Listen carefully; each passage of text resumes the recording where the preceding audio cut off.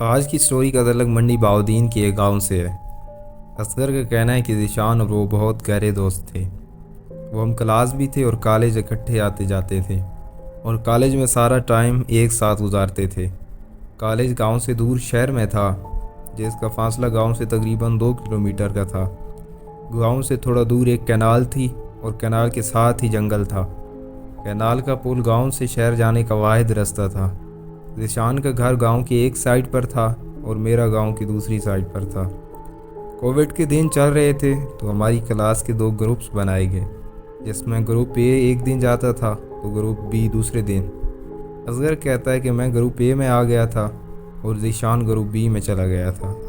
اب کالج میں صبح میں بھی اکیلا پیدل جاتا تھا اور واپس بھی پیدل آتا تھا، اور ذیشان بھی پیدل جاتا تھا اور پیدل ہی واپس آتا تھا۔ پیپر نزدیک تھے تو ہم پڑھائی میں مصروف تھے۔ کافی دن ہو گئے تھے ذیشان اور میں نہیں ملے تھے۔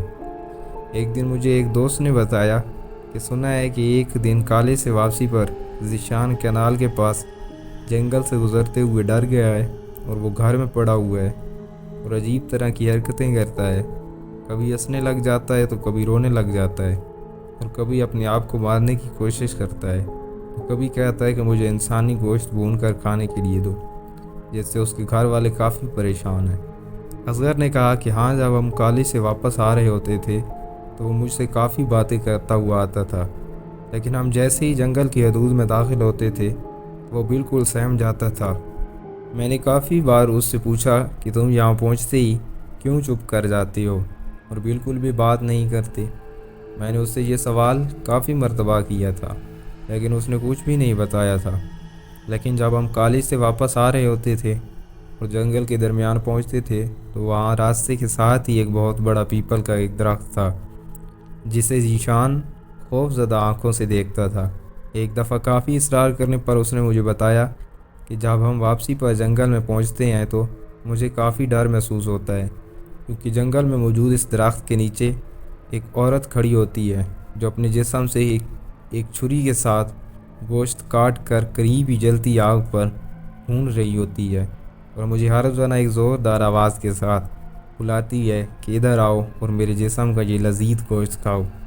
لیکن وہ آواز صرف میں ہی سن سکتا ہوں اور جسے صرف میں ہی دیکھ سکتا ہوں اور کوئی بھی نہیں۔ اس لڑکے نے کہا کہ ممکن ہے ذیشان اسی جگہ سے ڈرا ہو۔ اصغر نے کہا کہ ٹھیک ہے، کل پیپر دیکھ کر میں ذیشان کے گھر جاؤں گا۔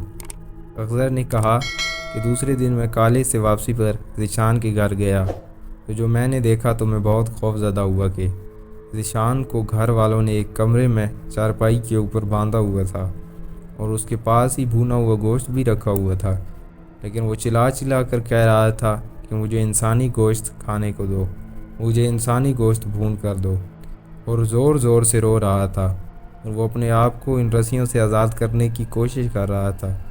ذیشان کے والد نے کوئی 2-3 جگہ سے اسے دم بھی کروایا تھا، لیکن کوئی فرق نہیں آ رہا تھا۔ انہوں نے کہیں دور سے ایک آدمی کو دم کرنے کے لیے بلایا ہوا تھا جو جنات وغیرہ کے معاملات کو اچھی طرح جانتا تھا، لیکن اس شخص نے کوئی 4 دن بعد انہیں ٹائم دیا تھا اور اس نے وہاں آنا تھا۔ لیکن ذیشان کی حالت بالکل بھی نارمل نہیں تھی۔ اس کی آنکھیں بالکل سرخ ہو گئی تھیں، زبان سوکھ چکی تھی۔ 3-4 دنوں سے اس نے کچھ نہیں کھایا پیا تھا۔ 2-3 آدمی اسے پکڑ کر پانی اس کے منہ میں ڈالتے تھے۔ اصغر کہتا ہے کہ میں شام کو گھر واپس آ گیا اور 2 دن بعد ہی شام کے وقت میرے دروازے پر دستک ہوتی ہے۔ میں نے باہر جا کر دیکھا تو ذیشان کے والد، چچا اور ایک آدمی آئے ہوئے تھے۔ ذیشان کے والد نے مجھ سے پوچھا کہ بیٹا، ذیشان تمہارے پاس تو نہیں آیا؟ وہ گھر سے رسیوں کو توڑ کر باہر نکل گیا ہے، اور یہ وہ آدمی ہے جنہیں ہم نے ذیشان کو دم کرنے کے لیے بہت دور سے بلایا ہوا ہے۔ میں نے کہا نہیں چچا، میرے پاس تو ذیشان نہیں آیا۔ پھر میں ان کے ساتھ گاؤں میں ذیشان کو تلاش کرنے لگ گیا۔ جب کافی دیر تک تلاش کرنے پر بھی ذیشان نہیں ملا اور رات ہو چکی تھی، مجھے اس پیپل کے درخت کا خیال آیا، جس کے متعلق ایک دفعہ ذیشان نے مجھے بتایا بھی تھا۔ میں نے ذیشان کے والد اور اس دم کرنے والے آدمی کو بات بتائی۔ اس نے کہا کہ ضرور وہ اسی جگہ گیا ہوگا۔ پھر ہم جلدی سے گاؤں سے جنگل کی طرف چل پڑے۔ جب ہم جنگل میں پہنچے تو ہم نے دیکھا کہ ذیشان اس درخت کے نیچے بیٹھا ہوا تھا اور اس کے ہاتھ میں ایک تیز دھار چھری اور گوشت کا ایک ٹکڑا بھی تھا۔ ہمیں اس دم کرنے والے نے دوری کھڑا ہونے کو کہا اور وہ خود ذیشان کے پاس گیا، اور جب اس نے ذیشان سے بات کرنا چاہی تو ذیشان نے زوردار آواز سے اسے کہا کہ چلے جاؤ یہاں سے، وگرنہ تمہارا گوشت کاٹ کر میں کھا جاؤں گی۔ کافی دیر تک وہ آدمی وہاں بیٹھ کر کچھ پڑھتا رہا۔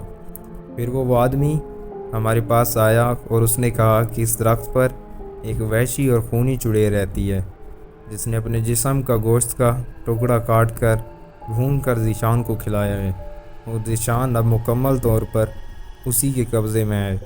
ابھی بھی ذیشان کے ہاتھ میں اسی کے جسم کا گوشت کا ٹکڑا ہے۔ تم جلدی سے ایک کالے رنگ کے بکرے کا انتظام کرو جسے ہمیں ذیشان کو آزاد کرنے کے لیے اس پیپل کے درخت کے نیچے ذبح کرنا ہے۔ ذیشان کے والد گاؤں گئے اور ایک کالے بکرے کو لے آئے جسے انہیں اس پیپل کے درخت کے نیچے ذبح کیا۔ پھر وہ آدمی کچھ دیر وہاں بیٹھ کر پڑھائی کرتا رہا۔ پھر اس نے ذیشان کے ہاتھ سے وہ چھری اور گوشت کا ٹکڑا لے کر پھینک دیا اور اسے اپنے ساتھ لے کر وہاں سے چل پڑے۔ ذیشان نے کئی دنوں سے کچھ نہیں کھایا تھا جس کی وجہ سے اس سے چلا بھی نہیں جا رہا تھا۔ ذیشان کو اس کے والد نے کندھے پر اٹھایا اور گھر لے گئے۔ اس آدمی نے ایک تعویذ لکھ کر دیا اور کہا کہ یہ ذیشان کے گلے میں ڈال دینا اور اسے کبھی بھی نہیں اتارنا۔ اس کے بعد سے ذیشان کی حالت ٹھیک ہونے لگ گئی اور ابھی ذیشان بالکل ٹھیک ہے، اور اب میں اور ذیشان لاہور یونیورسٹی میں اکٹھے ہی تعلیم حاصل کر رہے ہیں۔ یہ تھی میری ایک سٹوری جو میں نے چاہا کہ آپ سے شیئر کی جائے۔ امید ہے آپ کو اچھی لگی گی اور آپ اسے ضرور اپنے پروگرام میں شامل کریں گے۔ دوستو، اس طرح کی مزید ہارر سٹوریز سننے کے لیے ہمارے YouTube channel horror stories with Hafeez کو سبسکرائب کریں۔ Thank you.